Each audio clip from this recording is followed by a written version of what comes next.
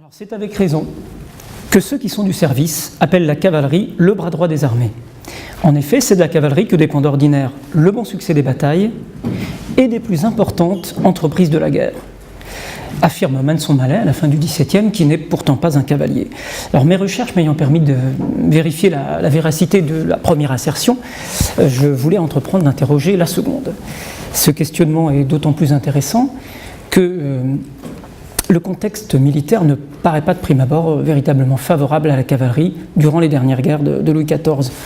Bertrand Fonck l'a rappelé, ce contexte militaire se caractérise par exemple par l'augmentation considérable des effectifs, avec des armées en campagne qui effectivement peuvent atteindre 80 ou 100 000 hommes, avec toutes les difficultés qu'on imagine pour les conduire, les mener et les nourrir.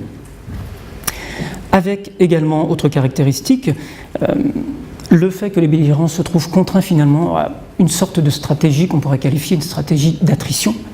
L'idée étant d'amener l'adversaire à composition par l'épuisement de ses ressources humaines et économiques. Et parallèlement s'affirme dans ce contexte l'importance de la guerre de siège, plus prévisible et en France au moins plus à même de mettre en valeur la gloire du roi de guerre. À l'opposé de cette évolution, ce tableau rapidement dressé, la cavalerie marque l'imaginaire guerrier du temps par un certain nombre de valeurs, une forme d'héroïsme très particulière, l'éthos nobiliaire. Elle apparaît comme finalement un conservatoire de l'héritage chevaleresque, et ces valeurs s'expriment par exemple dans les représentations picturales, à travers ces combats épiques un petit peu dessinés et peints dans la peinture de batailles tumultueuses. Alors cette arme équestre, cette cavalerie-là, est-elle encore adaptée à la nouvelle façon de concevoir et de mener la guerre entre 1688 et 1715 ? Pour répondre à ces questions, il faudrait peut-être rappeler très très vite quelles sont les principales missions en dehors de la bataille. Donc l'enjeu est bien là, en dehors de la bataille, quelles sont les principales missions qui sont confiées à la cavalerie ? Se demander ensuite si la cavalerie, considérée d'un point de vue technique, organique, mais aussi peut-être culturel, est apte à remplir ces missions. Et enfin, se demander en quoi ces missions pourraient lui permettre de peser sur le déroulement, sur le cours de la guerre. Alors les missions de la cavalerie, tout d'abord, et Birac dans son ouvrage le place en première partie, c'est prendre langue, c'est-à-dire apporter des informations sur la position, la force et les mouvements de l'ennemi. Ces informations s'obtiennent par des opérations de reconnaissance simples, mais également par des opérations de combat comme les embuscades, ou les surprises de poste et les prises de quartier. Les embuscades sont des opérations difficiles à mettre en place. Les effectifs varient en fait selon les objectifs. Cela peut aller d'une simple compagnie de cavalerie à un véritable corps détaché de plusieurs milliers d'hommes. Les surprises de poste, là aussi, mobilisent des effectifs variés. Par exemple, Feuquier, qui en 1691 entreprend de capturer les compagnies de gendarmes du duc de Savoie qui sont en garnison à Savillan, emmène nuitamment 800 cavaliers, portant en croupe 500 fantassins. Donc là, nous avons un effectif assez moyen. Les effectifs pour des surprises peuvent être beaucoup plus forts, et lorsque Luxembourg, en 1693, entreprend de surprendre cette fois-ci le comte de Tilly, il emmène plusieurs milliers d'hommes, avec environ 10 000 hommes, dont une majorité de cavaliers. Donc des opérations délicates, qui nécessitent une grande expérience de la part des officiers, parce qu'elles mobilisent un ensemble de facteurs complexes et nombreux. Donc des opérations offensives qui visent à prendre langue de l'ennemi. Mais les missions de la cavalerie, c'est également protéger l'armée. Protéger l'armée lors des marches, évidemment. Manson Mallet rappelle que l'un des principaux devoirs du général, c'est de faire battre la campagne par divers partis de cavalerie, dès que l'armée se met en marche, afin d'éviter qu'elle se fasse elle-même surprendre par des embuscades, par exemple. La cavalerie est aussi employée à des moments essentiels des marches, à des moments stratégiques, alors par exemple des franchissements de rivières. C'est ainsi qu'en 1690, Waldeck, sachant Luxembourg proche, envoie sa cavalerie en avant pour sécuriser le passage du piéton, de la rivière du Piéton, avant l'arrivée du gros de ses troupes. On protège l'armée à travers la protection des convois également, particulièrement en pays de plaine où la cavalerie joue un rôle fondamental. Elle occupe les postes les plus importants et assure la sécurité du convoi. Là encore, les effectifs peuvent être importants. En 1693, Luxembourg attend l'arrivée d'un convoi de 700 chariots de blé et 2 charrettes d'argent. Étant donné l'importance du convoi, il détache une escorte de 13 escadrons, donc un effectif théorique de 2000 hommes à peu près, accompagné d'un petit corps d'infanterie. Guillaume d'Orange, informé également de l'envoi du convoi, détache lui 19 escadrons et quelques bataillons pour intercepter les Français. Les 2 corps se rencontrent au village du Bossu et c'est un combat de cavalerie qui va régler le destin du convoi. La cavalerie française l'ayant emporté, le convoi rejoint sans encombre le camp de Luxembourg. Alors, les effectifs peuvent être encore plus nombreux. En 1708, c'est 8000 cavaliers qu'envoie Marlborough pour escorter un convoi de Bruxelles à Menin. 8000. Enfin, la protection de l'armée se fait également à travers la protection des opérations de fourrage. Opérations peu glorieuses, mais extrêmement délicates et qui peuvent avoir des conséquences fort fâcheuses si elles sont mal menées ou si l'ennemi sait en profiter. Notamment les fourrages au vert, c'est-à-dire lorsque les cavaliers vont directement faucher l'herbe et la ramènent en botte sur le dos de leurs chevaux. Alors là, ça mobilise presque toute la cavalerie de l'armée. Une aile de cavalerie entreprend le fauchage, alors que l'autre aile va la couvrir. Donc ce sont vraiment de grosses opérations extrêmement délicates. Enfin, une autre mission dévolue à la cavalerie, en dehors de la nécessité de prendre langue et de protéger l'armée, une mission un petit peu spécifique, ce sont les contributions. Les contributions, qu'elles soient en nature ou en argent, mobilisent la cavalerie de manière très importante. C'est assez simple, mais la capacité d'emport du cheval pour les contributions en nature est évidente. C'est un atout. Et pour les contributions en argent, il importe d'étendre la contribution le plus loin possible, y compris parfois au-delà même des places contrôlées par l'ennemi.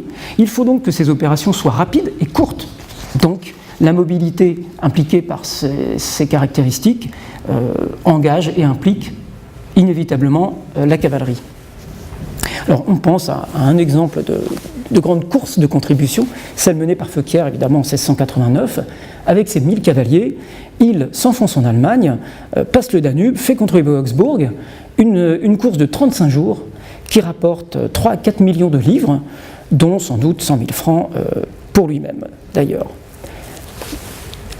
Dernière mission à laquelle on ne pense peut-être pas au premier abord, mais je crois que Boris les a mentionnés, c'est la mission de la cavalerie durant les sièges. Il faut rappeler qu'elle intervient en fait, dès le début des sièges, avant même les travaux de tranchées, lors de l'investissement. Il s'agit d'une opération finalement assez importante, puisque un investissement mal opéré va permettre au gouverneur de la place d'envoyer une demande de secours, ou même va permettre à un corps d'armée présent à côté de la place de faire rentrer dans la place des renforts, ce qui va prolonger la résistance, ou peut-être même ce qui va conduire à abandonner le projet de siège. Donc l'investissement doit se faire de manière extrêmement rationnelle et efficace. Un exemple, là encore, au siège de Mons, en mars 1691. Le 15 mars au matin, un fort parti de cavalerie, commandé par Boufflers lui-même, se présente devant la ville et commence à encercler la place. Le gouverneur a à peine le temps d'envoyer un message à Bruxelles pour prévenir Guillaume d'Orange. Et lorsque celui-ci s'enquiert des possibilités de secours, il est déjà trop tard et la cavalerie française a bloqué les routes. La cavalerie est également employée durant les travaux pour amener les fascines, transporter les fascines, pour faciliter les constructions de tranchées, pour boucher les fossés. Et durant les combats, aussi bien assiégeants qu'assiégés utilisent la cavalerie dans les sorties ou dans les contre-sorties. Donc, une cavalerie aux missions finalement assez multiples et très diversifiées. Mais cette cavalerie de Louis XIV, est-elle capable de les accomplir? Autrement dit, est-elle capable de faire autre chose que de fournir de belles charges le jour de bataille? Eh bien, nous pourrons dire qu'elle a évolué, cette cavalerie, évidemment, depuis la fin de la guerre de 30 ans, depuis la fin de la guerre franco-espagnole, du point de vue de l'armement, bien sûr. L'armement défensif s'est énormément allégé, mais également une évolution d'un point de vue organique. Là, effectivement, Boris l'a largement mentionné, il est important de rappeler l'affirmation de la place des dragons dans ces dernières guerres de Louis XIV. Alors leur position est ambiguë puisque les contemporains ne les mentionnent pas, ne les comptent pas parmi la cavalerie à proprement parler. Nous les englobons, nous, dans l'arme équestre, une formule bien pratique, mais ils ne comptent pas parmi la cavalerie. Pourtant, leurs caractéristiques leur donnent des atouts qui sont bien utiles à l'arme équestre pour accomplir toutes ces missions. Le fusil et les jambières leur permettent de combattre à pied, et ils n'ont pas les bottes fortes qui gênent les cavaliers. Et la forte épée modèle 79 leur permet de combattre à cheval, c'est le même modèle que celui des cavaliers. Dernier élément à ne pas négliger, la levée d'un régiment de dragons coûte quand même un peu moins cher que celle d'un régiment de cavalerie. Les avantages de cette troupe sont assez évidents pour que le roi leur accorde une place de plus en plus importante. Il commence à constituer une arme indépendante dès 1668, mais les dernières guerres vont vraiment confirmer cette importance. L'ouverture de la Ligue d'Augsbourg voit le nombre de régiments monter à 35 régiments de dragons en 1689. À la fin de l'année 1690, ils sont 43 régiments de dragons. On en arrive donc à un dragon pour 3 cavaliers. Les dragons deviennent indispensables à l'armée. Et même aux yeux de certains officiers, ils fournissent une sorte de modèle alternatif à l'arme équestre. On pense bien sûr à Vauban, adepte de l'économie des moyens dans la guerre, qui va jusqu'à proposer au roi une sorte de fusion cavalier-dragon pour produire une cavalerie légère dragonisée. Alors Vauban, certes, c'est un ingénieur, mais Villars lui-même, cavalier, Villars qui s'appuie explicitement sur les dragons, lorsqu'il propose dans son mémoire de 1701 des améliorations pour la cavalerie, lorsqu'il propose de diminuer la taille des chevaux et d'abandonner à la botte forte, c'est au dragon qu'il fait référence directement. Bon, rapidement, mentionnons aussi l'apparition des hussards, le premier régiment en 1692, 3 nouveaux régiments pendant la succession d'Espagne. Il s'agit de manifester le soutien révolté hongrois, bien entendu, mais il s'agit également de tirer de l'étranger des compétences militaires qui manquent à l'armée équestre française. C'est ce qui explique qu'on les tolère et qu'on les conserve malgré leur indiscipline proverbiale. Dans cette évolution technique organique, on pourrait peut-être mentionner rapidement, mais je la trouve assez significative, l'évolution de la taille des chevaux. Nous avons une succession d'ordonnances à partir de 1680. 1680, 1689, 1691, assez rapprochées, qui diminuent progressivement et régulièrement la taille des chevaux. Nous partons d'une fourchette en 1680 pour les chevaux de la cavalerie de ligne, hein, pas les dragons, pas les hussards, la cavalerie de ligne, entre 1,48 m et entre 1,51 m et 1,46 m au garrot, pour arriver à la dernière ordonnance de 1691 à une fourchette qui va descendre jusqu'à 1,35 m au garrot. Nous sommes bien loin des normes du XVIIIe siècle ici.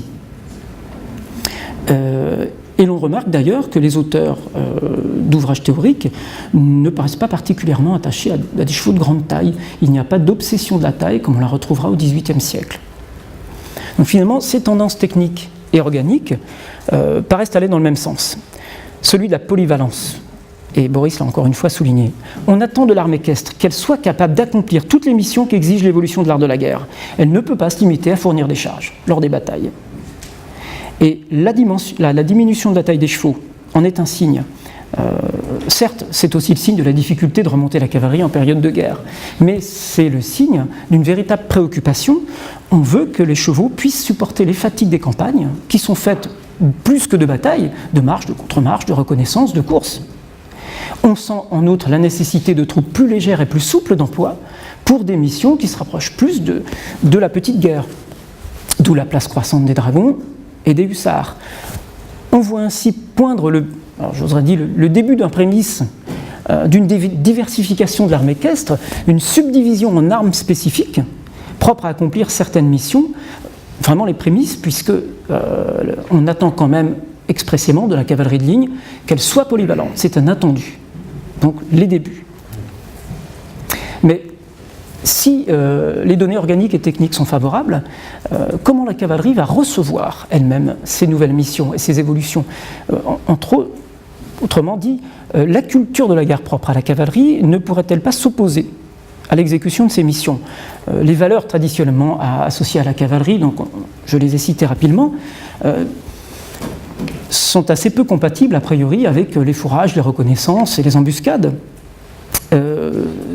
Ces opérations exigent, tous les auteurs se mettent finalement d'accord là-dessus, quels que soient les auteurs, quelles que soient les opérations, l'officier doit être certes audacieux, déterminé, courageux, mais il doit également être capable de préparation minutieuse, il doit être prudent, rusé, il doit dissimuler. Tout cela est-il conciliable? Alors il me semble que l'on observe chez ces officiers qui écrivent sur la guerre à ce moment-là un véritable effort pour intégrer ces nouvelles missions dans le service de la cavalerie et dans la culture de la cavalerie.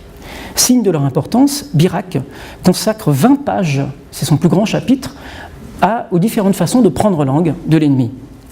Pour lui, toutes ces missions doivent être considérées comme naturelles à la cavalerie, nécessaires à son intérêt et à son honneur. C'est justement parce que l'armée équestre est la mieux placée pour les accomplir qu'elle est indispensable, selon lui, à la guerre moderne. Il va donc s'efforcer de montrer que l'exécution de ces missions ne contrevient pas à l'éthos nobiliaire, en justifiant moralement les embuscades, par exemple, et en rappelant que même dans une embuscade, même dans l'attaque d'un quartier, il est toujours possible de mourir en gens d'honneur, et cela est réconfortant tout de même. Et de ce point de vue, on pourra également rappeler très vite que la maison du roi elle-même, encore prestigieuse s'il en est, ne répugne point à accomplir certaines de ses missions, parce que tout simplement, ces officiers et ses membres y trouveront des lauriers à cueillir, de la gloire à recueillir, et leurs faits d'armes sont mentionnés dans les nombreuses chroniques et récits, comme chez le Pipre de Neuville, qui mentionne à plusieurs reprises l'honneur infini qu'a valu à quelques gardes du corps son commandement dans une embuscade ou dans une surprise. Ces troupes ne sont pas systématiquement méprisées, il n'y a pas de mépris. Les hussards, bon, certes on s'en méfie un petit peu, leur coutume folklorique suscite parfois un peu la suspicion, mais on reconnaît leur efficacité.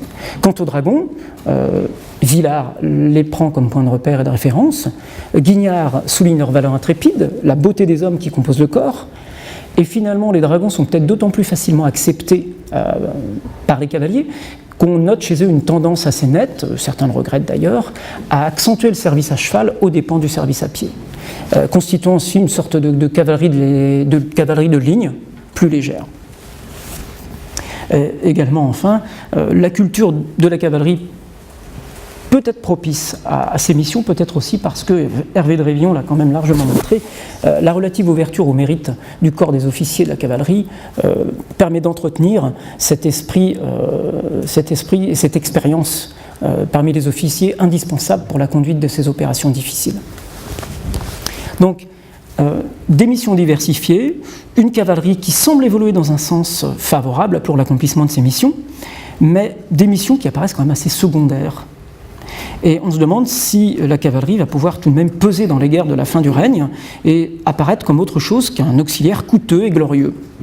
Alors, pour répondre à cette question, il faut rapidement changer d'échelle et réfléchir non plus à l'échelle tactique, mais peut-être à l'échelle opérative et stratégique. Donc, nous pourrions rappeler rapidement que cet art de la guerre du temps, contraint par la stratégie d'attrition, met en place une nouvelle économie de la guerre, qui va privilégier la prise de ville, le contrôle de territoire et donc la guerre de siège. D'un point de vue opératif, pour les armées en campagne, c'est une guerre de position qui se met en place, dans la mesure où le contrôle des meilleurs camps, le contrôle des espaces les plus favorables à la subsistance des armées sont les éléments qui vont faire la différence. C'est par là qu'on va prendre l'avantage sur l'ennemi, peut-être davantage que par des batailles aux résultats incertains et aux coûts souvent très lourds. Alors les manœuvres ne sont pas absentes de cette guerre de position, il faut bien devancer l'ennemi, lui dérober une marche, arriver avant lui sur la position. Mais les effectifs de ces armées et les contraintes logistiques font que ces manœuvres sont lentes et très formelles. Ce qui évidemment réduit d'autant les possibilités de surprise tactique et stratégique. Et ces guerres de position sont évidemment intimement liées à la guerre de siège, puisque, par exemple, c'est bien en prenant une position inexpugnable ou en empêchant l'armée de secours de subsister que l'on va assurer la couverture d'un siège. Donc tout est lié, c'est un système, finalement. C'est ça le cadre dans lequel va agir la cavalerie dans les dernières guerres de Louis XIV. Alors comment peut-elle agir ? Je pensais intéressant, peut-être un peu artificiel, mais pratique, de dissocier deux axes, l'axe logistique et l'axe de la manœuvre. La manœuvre, tout d'abord, pour manœuvrer, il faut connaître l'emplacement, la localisation, la force de l'ennemi, anticiper ses mouvements. Et ça, c'est bien la mission principale selon Birac. La mission la plus importante de la cavalerie, c'est prendre l'angle de l'ennemi. C'est bien cela. Et la supériorité de l'armée française en cavalerie lui donne à plusieurs reprises un avantage non négligeable durant la guerre de la Ligue d'Augsbourg. Par exemple, en 1689, la nombreuse cavalerie du maréchal Lumière lui permet d'avoir une bonne idée des mouvements de son adversaire et lui permet l'empêche de lui dérober une marche, de lui voler une journée et de prendre une position favorable. A l'inverse, les Français utilisent leur cavalerie pour masquer leurs propres mouvements, pour induire en erreur l'ennemi. Et les opérations de reconnaissance menées par la cavalerie ou l'absence de ces opérations peuvent avoir de lourdes conséquences. Selon John Shields, c'est la négligence de Waldeck dans l'organisation de la reconnaissance et sa défaillance dans ces organisations dans les 2 jours qui précèdent la bataille de Fleurus. C'est donc la négligence de Waldeck durant ces 2 jours qui sont une des raisons qui peuvent expliquer la défaite. A l'inverse, Luxembourg, lui, a fait une utilisation très efficace de sa cavalerie en masquant ses mouvements et en devinant la position et les mouvements de Waldeck. La cavalerie au service de la manœuvre. Au service de la manœuvre, par l'intermédiaire aussi, par exemple, des camps volants. Ces petits corps d'armée qui sont placés généralement à 1 journée ou 2 journées de marche du camp principal et qui ont pour mission non seulement de le protéger, mais également, rappelle Guignard, de voltiger sur les ailes de l'ennemi. Pour accomplir cette mission, il faut des camps volants mobiles, donc ils doivent être composés d'une manière importante, voire en majorité, de cavaliers. Et Luxembourg sut parfaitement utiliser ces camps volants d'ailleurs. En dehors même des camps volants, la cavalerie sert la manœuvre lorsque le général décide de détacher un fort parti de cavalerie de son corps principal pour mener ponctuellement une action rapide de portée stratégique. En juin 1705, Marlborough remonte à grande vitesse vers Liège pour sauver la ville qui menace de tomber, et cette chute aurait de lourdes conséquences pour les opérations alliées. Voyant ou apprenant que la citadelle allait bientôt tomber, Marlborough abandonne le gros de son armée, prend la tête d'une force constituée de cavaliers de dragons, et dragons emportant avec eux quelques grenadiers, et fonce sans attendre vers Liège. Et l'annonce de l'arrivée de ce corps de cavaliers amène les Français à lever le siège. En 1708, c'est Eugène, à son tour, qui délaisse infanterie et bagages et part avec sa seule cavalerie pour assurer une rapide jonction avec Marlborough afin d'empêcher les Français d'occuper les Cygnes, qui était un point de passage stratégique sur la Dendre. Donc finalement, pour conclure cet axe opératif sur la manœuvre, on en revient au constat très simple dressé par Puységur. La cavalerie fait fort aisément 1 lieue en 1 heure dans un bon chemin, ce qui fait 1 quart en plus de vitesse que l'infanterie. Donc la cavalerie se distingue par sa vitesse et son rayon d'action. Ces atouts en font un élément fondamental pour préparer la prise de décision et pour ensuite exécuter rapidement les desseins du général. Donc un commandant qui saura utiliser la cavalerie prendra l'avantage sur l'ennemi en lui dérobant une marche, en prenant une position stratégique, en investissant une place. La cavalerie est donc l'outil essentiel du mouvement et de la surprise dans un type de guerre qui se distingue finalement par son caractère quelque peu processionnaire et prévisible. Le second axe, très rapidement, c'est celui de la logistique. Le système logistique du temps fait que l'approvisionnement des armées est un enjeu considérable. Et ce système logistique explique que les armées ne peuvent pas s'éloigner trop longtemps ni trop loin de leurs magasins, d'où l'importance des convois. Et qui escorte les convois ? C'est la cavalerie. Ainsi, pour revenir en 1693, le fameux convoi intercepté par Guillaume d'Orange à Bossu, le convoi envoyé au camp de Luxembourg, c'était un convoi essentiel pour le maréchal, qu'ainsi explique que Luxembourg se trouvait paralysé par une extrême disette de vivres, ce qui l'empêchait d'exécuter ses desseins offensifs. Et ce n'est qu'après avoir reçu ce fameux convoi qu'il a pu reprendre sa campagne, engager la bataille de Steinkerk et la faire suivre du siège de Charleroi. Évidemment, ces convois sont tout aussi essentiels lors des opérations évidemment très lourdes que sont les sièges. La logistique encore, et toujours la cavalerie au service de la logistique, pour les contributions, selon les auteurs, finalement les contributions peuvent rapporter entre 13 et 25% du coût d'entretien total d'une armée, donc ce n'est pas négligeable. Dernier élément logistique, important pour la cavalerie, parce qu'elle en est à la fois l'acteur et la protectrice, ce sont les fourrages. Revenons au fourrage, c'est un élément extrêmement important. Et Puységur, qui, tout à sa volonté de réduire la guerre par principe et par règle, entreprend une très longue réflexion sur les fourrages. J'en ai été finalement assez surpris. Une très longue réflexion sur les fourrages, notamment les fourrages en verre, donc les fourrages fauchés en verre dans les champs. Des calculs, des chiffres, beaucoup de chiffres de la part de Puységur, et qui pourraient être résumés en un certain nombre de proportions ou de chiffres élémentaires. Par exemple, Puységur calcule que pour une armée forte de 116 000 hommes, il faut, pour la seule cavalerie, quotidiennement, plus de 550 tonnes de fourrage. Et que le poids nécessaire pour nourrir 8 chevaux représente l'équivalent de rations pour 180 hommes. On mesure par ces quelques chiffres très rapidement à quel point la cavalerie pèse sur la logistique de l'époque et à quel point les fourrages sont un enjeu considérable.